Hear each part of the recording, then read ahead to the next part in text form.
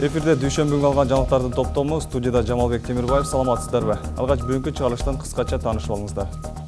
Президент Коопсуздук кеңешинин катчылыгын кызматкерлери менен кезектеги жумушчу жыйынында бардык мамлекеттик кызматкерлердин кирешелери жана чыгымдары тууралуу декларацияны кылдат текшерүү зарылдыгын эскертти. Коомдогу Коопсузга келип аткан коркунучтар боюнча туура аналитикалык жапышкаларды мага киргизип туруш деди. Ар тармак боюнча. Кыргызстандын түштүгү менен түндүгүн байланыштырган балыкчы Жалал-Абад жаңы авто жолунун курулушу менен облустук ардагерлер жеринен таанышышты. Коррупциялык сөздөр болуп атат дегенден аксакалдар көрүп келели деп демилге болду. Бирок иш жүрүп атты. Транспорт каражаттарын мамлекеттик кайра каттоо боюнча улуттук жеңилдетилген кампания өткөрүлүп, бүгүн аягына чыкты. Тех паспорту менен номерин калтырып жана эле ошого өзгөчө белгилерге калтыра турган болсо, ал где-то в пределах 500 сомго чейин болушу мүмкүн.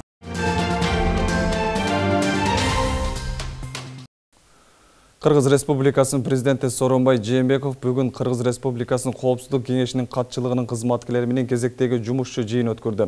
Мамлекет башчысы Коопсуздук кеңешинин 2018 жылдын 8 февралындагы чечиминин өз убагында аткарууда Коопсуздук кеңешинин катчылыгынын ролу чоң экенин жана жоопкерчилигин белгиледи.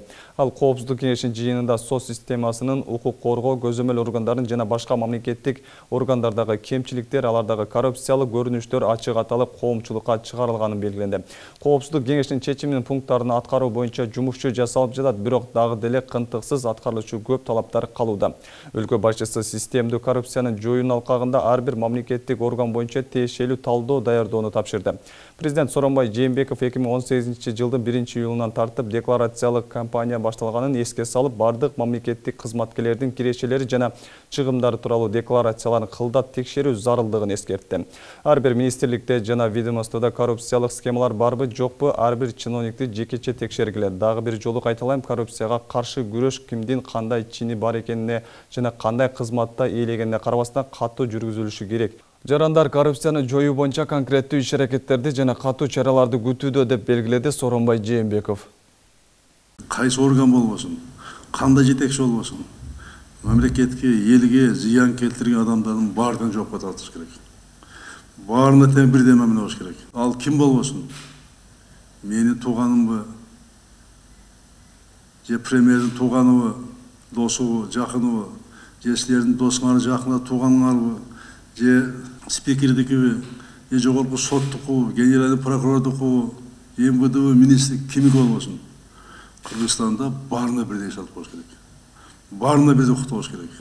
Ошон үчүн биринчи силердин эң коюлган маселе коомдогу Коопсузга келип аткан коркунучтар боюнча туура аналитикалык жапышкаларды мага киргизип туруш деди баардыгыңардан. Ар тармак боюнча.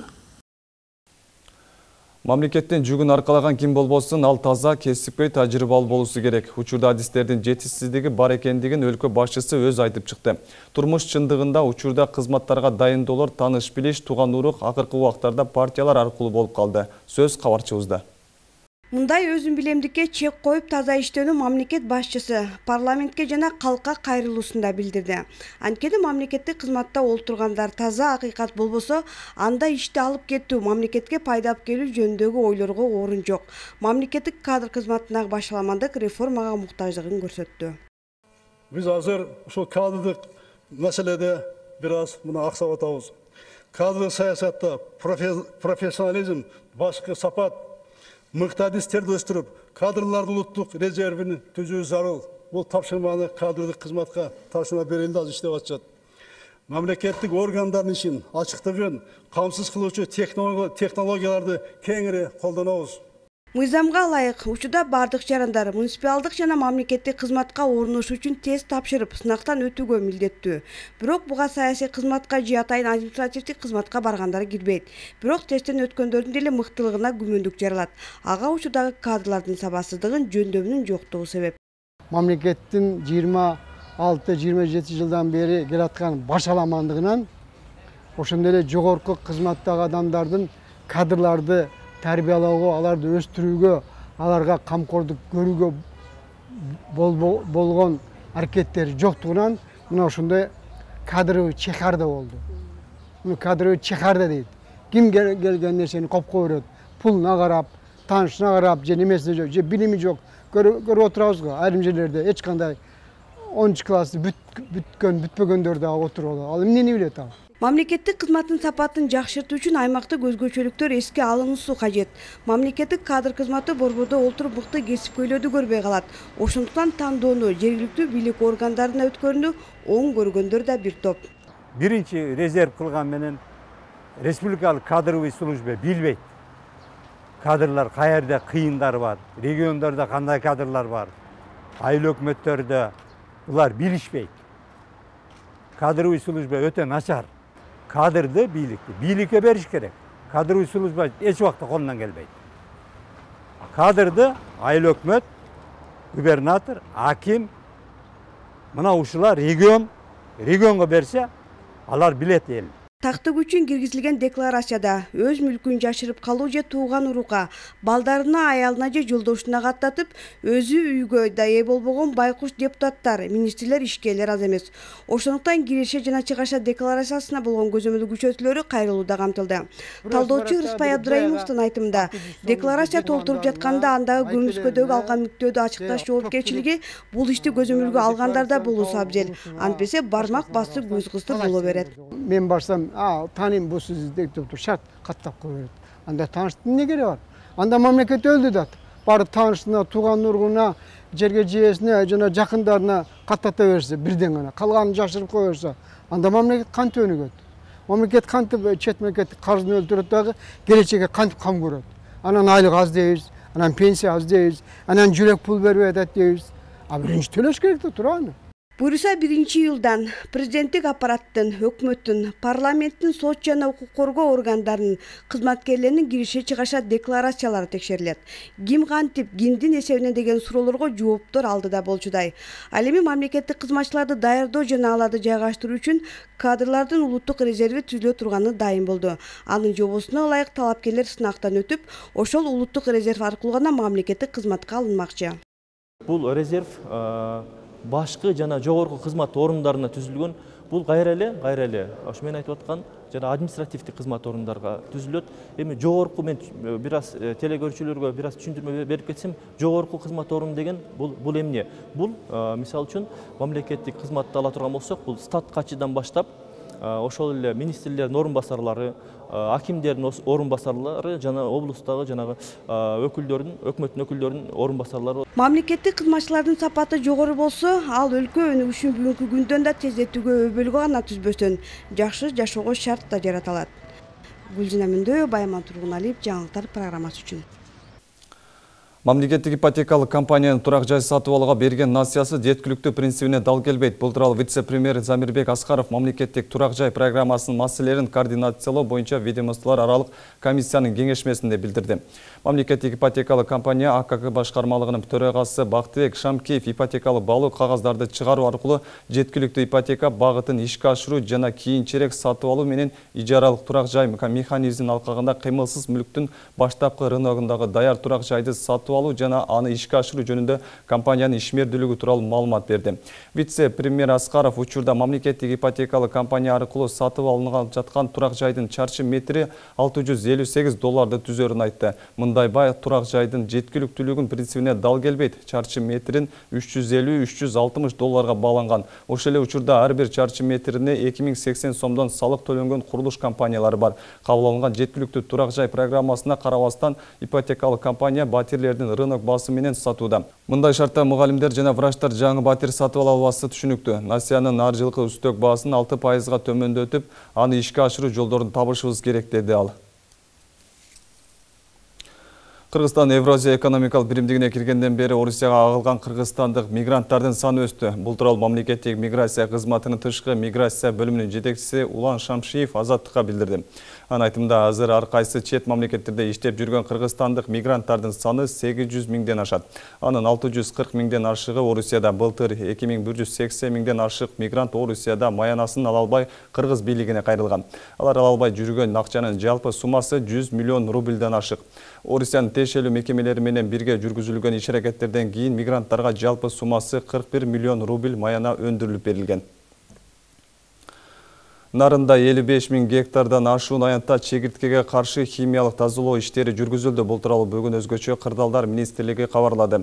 Областын Актала, Ат Башы, Жумгал, Нарын райондорунун жайыттарында жана талааларында пайда болгон чегирткеден жана башка курт кумурскалардан өсүмдүктөрдү коргоо максатында 13-июнда аймакта өзгөчө Кырдаалдар режими киргизилген. Айдоо талааларда инвазияга каршы химиялык дарылоо иштери бүгүн да уланды. Халк июль айында 1 куб метр газ үчүн 14 сом 31 тиын төлөй турган болду. Бул тууралуу Газпром Кыргызстан ишканасынын маалымат кызматы билдирди. Ага ылайык өндүрүш ишканалары, коммерциялык түзүмдөр жана бюджеттик уюмдар 1 куб метр газ үчүн 17 сом 55 тиын төлөйт. Эске салсак, газдын наркы ар сайын Улуттук банктын долларга карата 1-числодо чыгарган катышына карата аныкталат.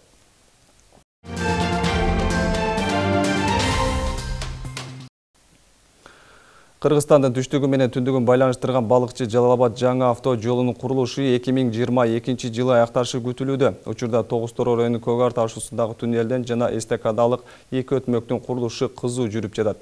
Жолдо жүрүп жаткан ишмерчемдер менен областын ардагерлери жеринде барып таанышып келди. Сөз учугун Диана Райымжанова улантат. Түндүк-түштүк альтернативдүү унаа жолунун 279-чакырымында 2 эстакадалык өтмөк курулуп жатат. Аталган көпүрө Орто Азияда биринчилерден болуп салынууда. Бийиктиги 40, турасы 13,5 метрди түзөт. Сметалык баасы $29 миллион. Бул жайда жүрүп жаткан иштерди 17 инженер көзөмөлгө алууда. Эстакадалык көпүрөлөр болсо, мурун биринчи долбоордун алкагында каралган туннелдер болчу, Тешкентоллор. Ошо Тешкентоллордун отуна 2 эстакадалык көпүрө салынат, бирөө 386 метр, экинчиси 1 километр 100 метр. Бүгүнкү күнгө курулуштардын биринчи көпүрө боюнча 22% аткарылды, экинчи көпүрө боюнча 42% аткарылды. Жумуш азыр кызуу жүрүп жатат. Тогуз-Тороо районунун Көк Ар ташуусунда курулуп жаткан туннелдин узундугу 3 чакырым 815 метр, бийиктиги 5,5, ал эми турасы 10 метрди түзөт. Учурда бул жайда жөө өтмөк туннел кошо салынып, анын курулуш иштери кызуу жүрүп жаткан кези. Дегени менен бул жай жол курулушундагы эң оор аймак болуп саналып, жалпы иштин аягына чыгуусуна кедергисин тийгизүүдө. Анын себебин адистер тоолорду жардыруу сымал жумуштар көп убакытты талап кылганы менен түшүндүрөт. Биринчиден эки тарабынан тең эч кандай жол жок болчу. Бул жаңы такыр эле бир эменин капчыгайдын ичине жаңы салынган жол. Биринчиден биз эң биринчи ушу жолду убактылуу жолду салып келип, анан андан кийин основной жолду салдык. Основной убактылуу жол менен техникаларды, оор техникаларды, ошол эле колдонгон материалдарды алып келип жетириш кыйын жаратпайт. Анан көп суу чыгып жатат да. Жолду толугу менен бүтүрүүнү кытайлык компания мойнуна алган. Долбоорго ылайык курулушка жалпысынан 850 миллион Америка доллары талап кылынат. Мына ушул каражат туурасында коомчулукта ар түрдүү кайчы ойлор жаралган. Эл оозундагы сөздөр облустук ардагерлердин да кулагына чалдыгып, бул сөздүн канчалык деңгээлде чындыгы бар же жок экенин билүү максатында жеринде иш ыргагы менен таанышууну туура көрүшкөн. Мына жол кечигип атат. Башка дагы жанагындай коррупциялык сөздөр болуп атат. Дегеннен аксакалдар көрүп келели деп демилге болду. Бирок иш жүрүп аттыр. Жакшы. Анан муну кандай болуп аткандарын анан көзөмөлдөөчү органдар бар да. Ошолордон билебиз. Анан аны текшерет, счетный палата деген бар, башка немелер бар, жана көзөмөлдөөчү органдар. А биз иштин жүрүшүн көрдүк, иш жүрүп атыптыр. Бул жол бүтөт экен, биз ишенип атабыз. Бул эгер бүтсө, канча миңдеген километр жол биринчиден азаят. Экинчиден эл мындай катнаганга жакын болот. Ош-Бишкек жолу разгрузка болот. Мунун баардыгы келечекте кыргыз элине жакшылык, ынтымакчылык алып келет. Жакшылык берет. Мындан мен ойлойм, эл абдан чоң пайда табат кыргыз эли. Учурда түндүк-түштүк альтернативдүү унаа жолунун куруу иштери биринчи, экинчи фазада жүрүп жатат. Жолдун 60%дан ашууну аяктап калды. Эске салсак, жолдун курулушу 2014 жылы башталып, 4 жылда бүткөрүлмөй болгон. Эми мындагылар 2022 жылга бүткөрүүнү пландоодо. Бирок ар кандай кырдаалга байланыштуу мөөнөтү жылышы мүмкүн деген оюн адистер белгилейт. Пландаштырылган көп жумуштар болуп калышы мүмкүн. Ошон үчүн мен так баланчанчы жыл бүтөт деп айтуудан алысмын. Мөөнөтү жылып калышы мүмкүн. Диана Райымжанова, Манас Назаров, Тогуз-Тороо району. Транспорт каражаттарын мамлекеттик кайра каттоо боюнча 2018 жылдын 2-апрелинен тартып 2-июлуна чейин улуттук жеңилдетилген кампания өткөрүлүп бүгүн аягына чыкты. 3 ай аралыгында унааларды кайра каттоо 10 эсе арзан баада жүрдү. Жалал Абад областында акцияга жарандар кандай катышышты жана канча уна каттоодон өттү? Толугу менен Мунара Жапарова айтып берет. Арзан төлөм менен каттоодон өтүү акциясы жарыяланган күндөн тарта эле транспорттук каражаттарды жана айдоочулук курамдык каттоо департаментинин алдында кезек күткөндөрдүн саны өстү. Ушул күнгө чейин алардын катары көп. Айрымдары 10-15 күндөп кезек күтүп жүрүп, унааларын өз наамына өткөрүп алышты. Мен өзүм атыма экөөнү алгам. Анан экөө бирөөсү баламыкы, экөөсү акамыкы болчу. Алар толук болуп бүттүк. Төлөмдөр баягы эле неменики, биринчи паспорт өзү калганыбыз ошо 380 сом тегерегинде болду. Бериги эмелердики портери бар болчу, ал 2280 сом төлөдүк. Жана акцияны көбөйткөнү жакшы болду, узартканычы. Бирок мына жерден чыдай албайсың да, адамдын көптүгүнөн, аба ырайы дагы мынтип өтө ысык болуп атат. Аны бир эле кызматкерлери жок, бир эле кыз иштеп атат. Ошо бир 3-4 болсо, бир айнекченин ичинде 3-4 же 2 кыз иштегенде дагы жакшы болмокта. Эртең менен ошо 4тө келип бала чаканы таштап 4төн баштап очередке келсек, уже 60-чы болуп жазылдым. Уже 12-13 күн болуп атат жүргөнүбүзгө. Ошо Жалал Абад деле жашап калат окшойбуз. Өкмөттүн токтомуна ылайык жүргүзүлгөн 3 ай аралыгындагы унааларды кайра каттоо 10 эсе арзандатылган баада жүрдү. Мурда унаанын кыймылдаткычынын кубаттуулугуна жана жылына карап орто эсеп менен 2000-3000 сом болсо, ал эми азыркы акция убагында 200-300 сом болду. Автомашиналар булар ар түрлүү болушу мүмкүн да. Бирөөсү номерин алат, бирөөсү техпаспорт алмаштырат, бирөөсү болсо техпаспорту дагы номерин дагы алмаштырат. Мына ошондой учурларда ар түрлүү төлөмдөр болуп калат да. Эгерде мисалы үчүн техпаспорту менен номерин калтырып жана эле ошого өзгөчө белгилерге калтыра турган болсо, ал где-то пределдик 500 сомго чейин болушу мүмкүн. Белгилүү болгондой, акция бүгүн кечки саат 22:00 токтотулат. Мындан ары унааларды каттоо мурдагыдай 0,1% менен эмес, 0,3% жеңилдик менен жүргүзүлүп, бул жеңилдик жыл аягына чейин созулат. Башкача айтканда 2018 жылдын 3-июлунан тарта жарандар 0,3% менен төлөмдөрдү төлөй алышат. Элдин талабын аткарганга аракеттендик. Мына Кудай буйруса эме болуп атат.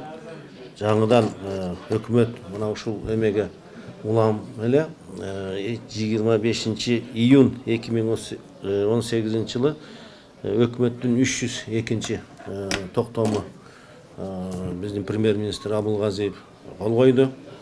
Бул акциядагы эми башкача эмеде ыргактуу болот.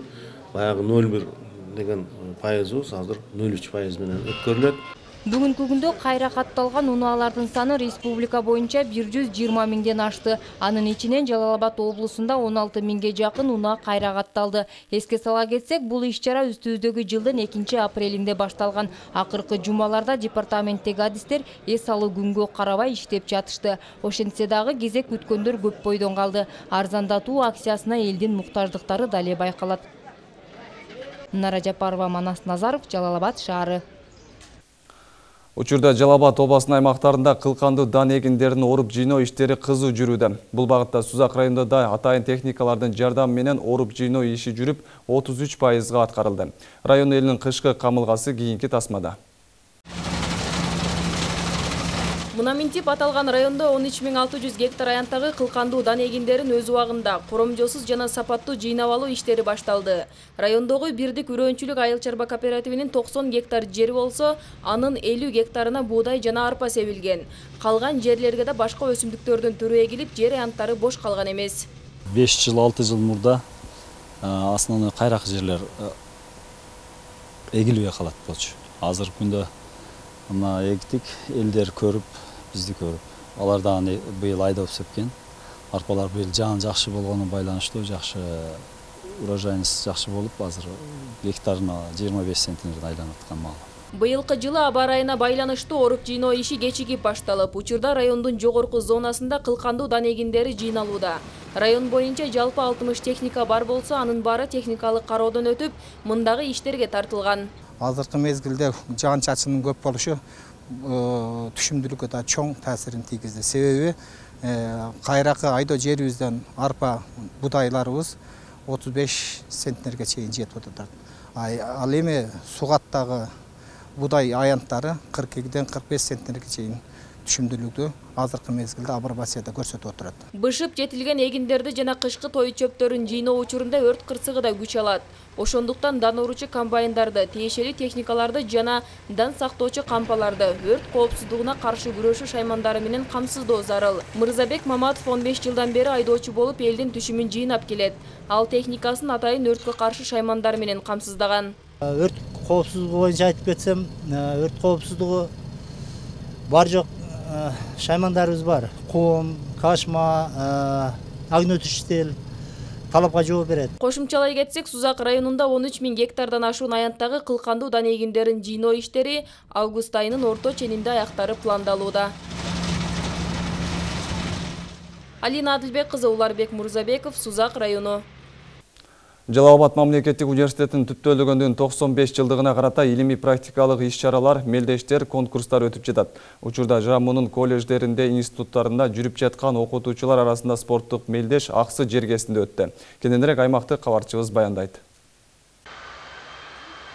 Жалал Абад мамлекеттик университетинин Турсунбек Бекболотов атындагы Аксы колледжинде өткөн бул мелдешке 5 колледжден жана Таш көмүр шаарындагы инженердик педагогикалык факультеттен окутуучулар келишти. Анда спорттун волейбол, теннис, футбол, шахмат жана тогуз коргол оюндарынан күч сынашты. Мелдештин жүрүшүн Жамунун проректору Курбанбек Алыбаев ачып, мындагы ага эжекелерге ийгиликтерди каалады. Мындай сергек жашоо деп азыр абдан эң маанилүү маселе болуп атпайбы биздин мына жашоо доорубузда. Ушул эми сергек жашаш үчүн эмне спорт менен достошуш керек биринчи кезекте. Анан экинчи жактан ар кандай мындай жаман адаттардан арылыш керек. Мына ошону пропагандалоо максатында биз ушул окутуучулардын арасында спартакиадан өткөргөнүбүздүн дагы бир негизги нерсеси ушул. Аталган спорттук мелдеш университеттин 95 жылдыгына жана Аксы районунун 90 жылдыгына арналып өткөрүлдү. Спорттук иш-чарага жергиликтүү бийлик өкүлдөрү да катышып, мындагыларды майрам менен куттуктады. Ал эми мелдешке келген окутуучулар бири-бирибиз менен терең таанышып, ден соолукту чыңдап, эс алуу менен айкалыштырабыз дейт. Биздин педагогикалык жамаат бир эле билим берүү менен чектелбестен спорттун дагы башка билим берүүдөн сырткары түрдүү тармактар менен биз дайыма бөлүшүп келебиз өзүбүздүн чеберчилигибизди, чыгармачылыгыбызды. Мына ошондуктан ушу спорттун 4 түрү боюнча келип, бүгүнкү Аксы жергесинде спартакиадага катышып отурабыз. Жамунун факультеттер жана институттары арасындагы илимий практикалык иш-чараларды, мелдештерди, конкурстарды өткөрүп туруу салтка айланып калган. Мындай мелдештерде ар кандай жеңиштерди жаратып келишкен Таш көмүр шаарындагы инженердик педагогикалык факультеттин окутуучулар жамааты да бул мелдешке жакшы даярдыктар менен келишкендигин айтышат. Аксы аймактык колледжинин жамаатынын күчү менен даярдалган ушул жайкы спартакиадага биз дагы Таш көмүр шаарынан Таш көмүр инженердик педагогикалык факультетинен келип катышып атабыз. 20дан ашык окутуучуларды алып келдим. 6 спорттун 6 түрү боюнча таймаш болот. Кудай кааласа ошол бардык түрлөрү боюнча даярдыгыбыз жакшы. Жалпы биринчи орунду алабыз деген ниетибиз бар, даярдыгыбыз жакшы. Мындай мелдештер Жамунун окутуучулар арасындагы ынтымакты чыңдап, алдыңкы тажрыйбаларды алмашууга шарт түзөт. Зарина Жапар кызы, Абдумомун Калбаев, Топчубек Ашырал уулу, Аксы району. Мына ушундай чыгарыштар менен бүгүнкү жаңылыктардын топтомун жыйынтыктайбыз. Мен сиздер менен коштошом. Алдыда эртеңки күндүн аба ырайы тууралуу маалымат. Кечиңиздер көңүлдүү болсун, саламатта туруңуздар.